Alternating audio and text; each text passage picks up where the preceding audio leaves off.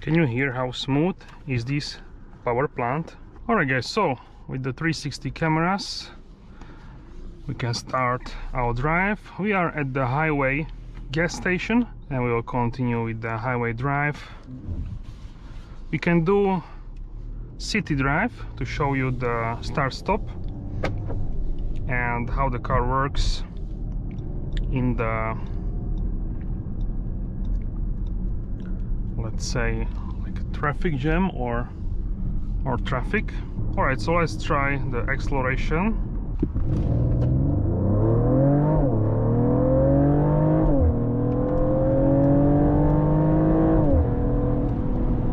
All right, so we are at the speed limit already. Can you hear the exhaust?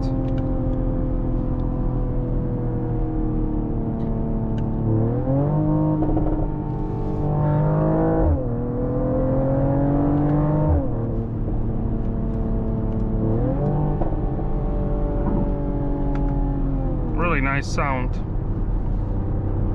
Let's try here.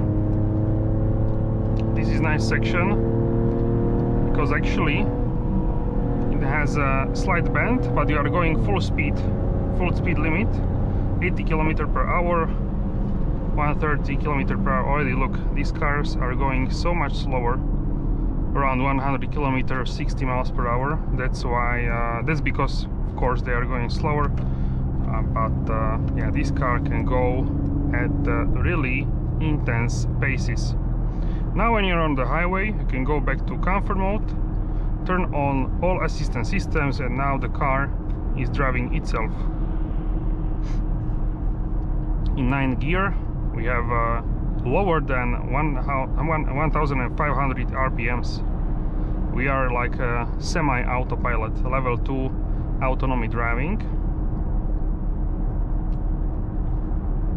So you need just hold the steering wheel, which has a pressure. So here with the facelift we have upgrades in the interior, infotainment, steering wheel, and also the turbocharger has better response, larger turbo.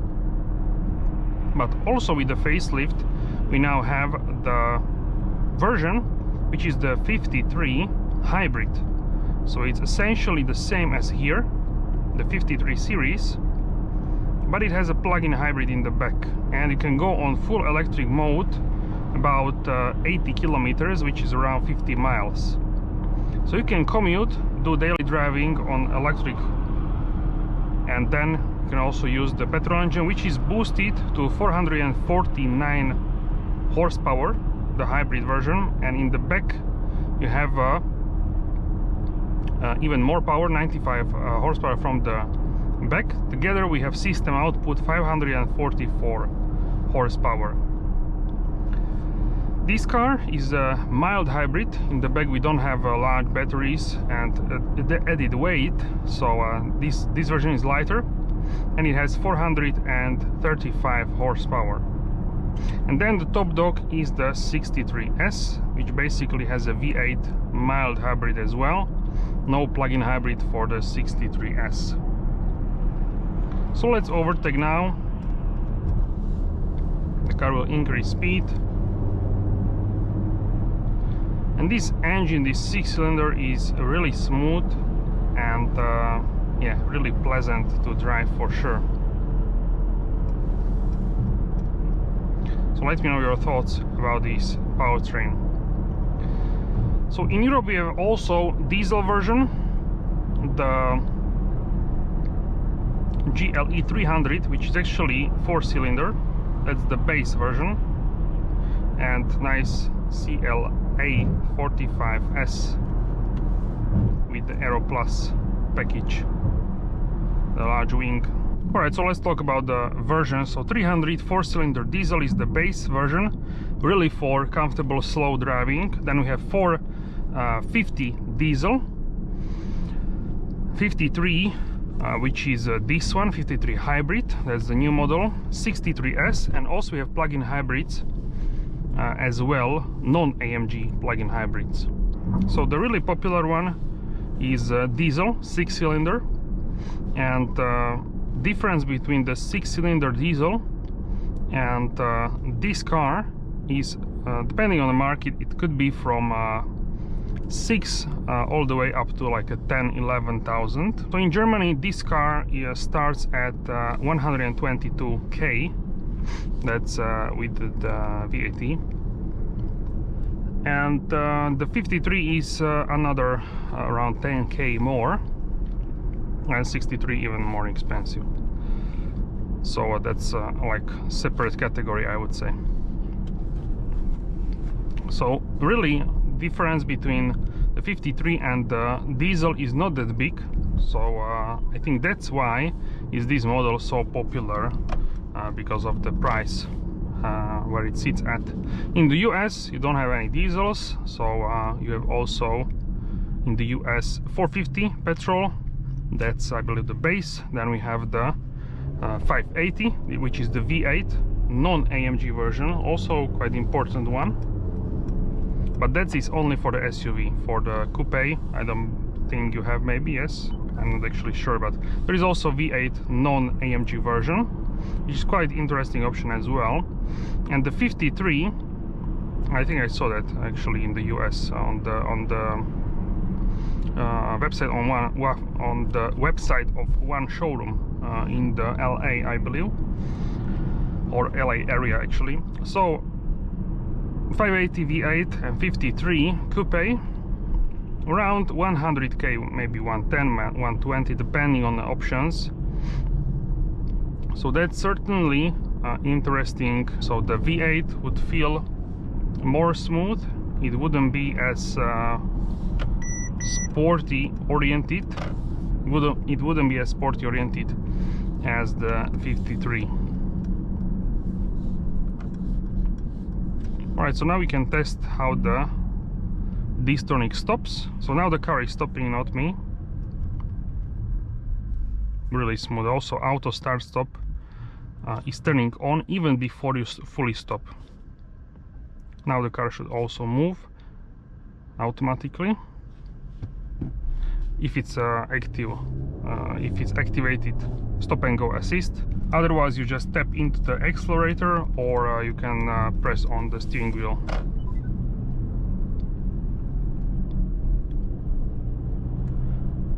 So I'm quite pleased how this car drives. So this car in the city is, I would say, a really good choice. If you compare this to the GLE SUV, this feels more nimble, mainly because it has a shorter wheelbase, 6 centimeters, which is around 2 inches, a little bit more than 2 inches.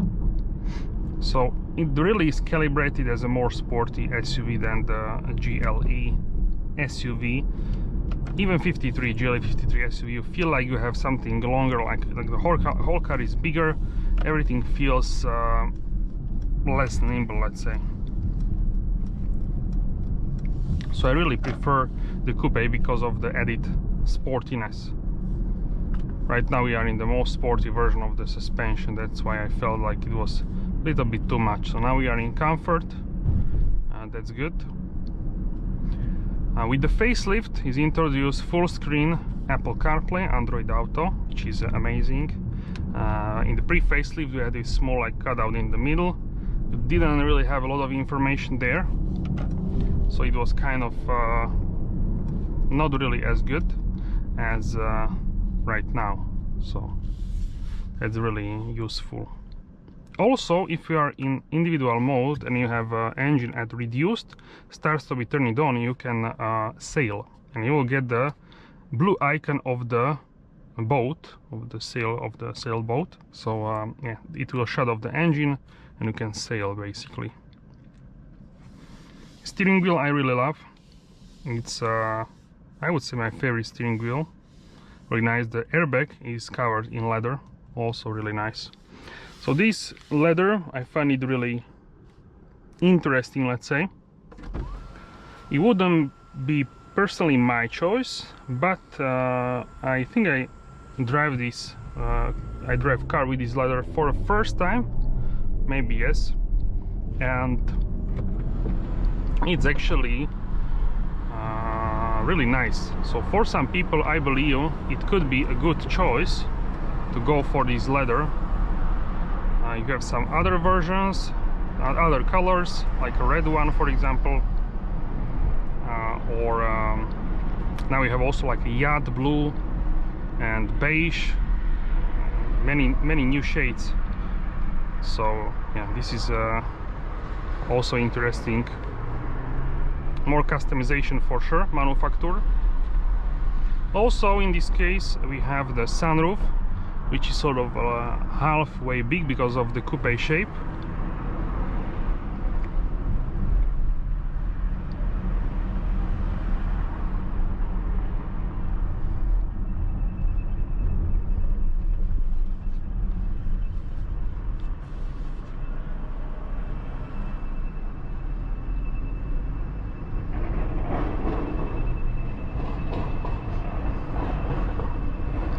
So I really like the sunroof. Let's close it because it's sunny and quite hot. 31 Celsius. So now we are in the city. Let's turn on the Distronic Plus full assistance system package. The car is steering, but just keep in mind because we have these higher sort of concrete blocks which are separating the road from the like a cyclist lane, which is quite huge in this case on this street. So can you hear? You have always like a small sound in the background of the 53, even if the exhaust is turned off. With on, it's even more pronounced. Can you hear? Caution, speed bump. Turn it off, you still have it, but less. Also, car can sail in this individual mode. You can check it out later. Right now we don't have a huge traffic, which is also good for me, but yeah, we can still test this, how it works. We have now on level 1 the Distronic, so it stops basically as close, it has as close as possible distance to the car in front. You can go level 1, level 2, level 3, and the 4 is the maximum. Sometimes it can brake more harshly than I would personally do, so I would go like softer on the brake. Otherwise it's a well calibrated system.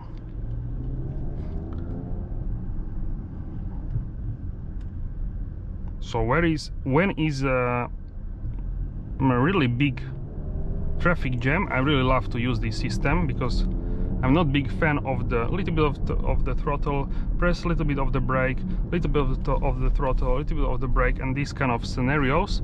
For example, right now the car went right, but the car still slowed it down because it was still too close. But me as a driver, I wouldn't brake as much as the car. So yeah, those are like small nuances which I actually recognized. So those are like small things which could be in the future improved, and yeah, I think in some other models they are more smooth, like in S-Class I believe. But overall really nice, one of the best on the market for sure in terms of assistance systems. Overall, the noise levels in the car are really nice. We have performance tires, so of course the car will not be as quiet as a non-AMG version, but it is nonetheless pretty quiet.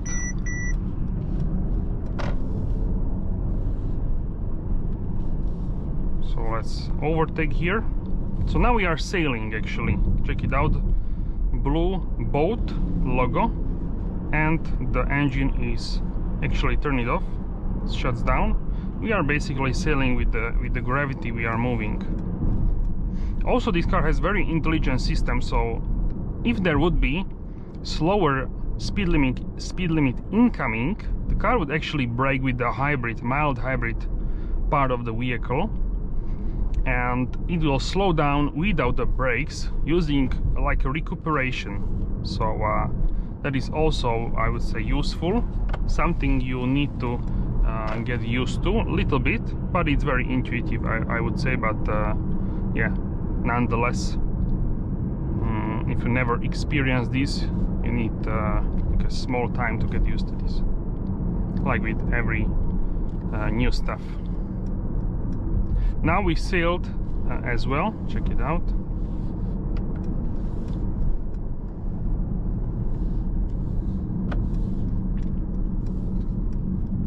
So here we have TCT9G, which is a torque converter. This one is tuned to be more responsive, or I guess that's it for this video. Let me know how you like in the comment section down below this GLE 53 Coupe, and if you would go for the Coupe or for the SUV, and also if you prefer the 53 mild hybrid, this one, or the hybrid, the plug-in hybrid. Let me know in the comment section down below as well. Thank you very much for your support, and I will see you soon in the next video. Have a wonderful day.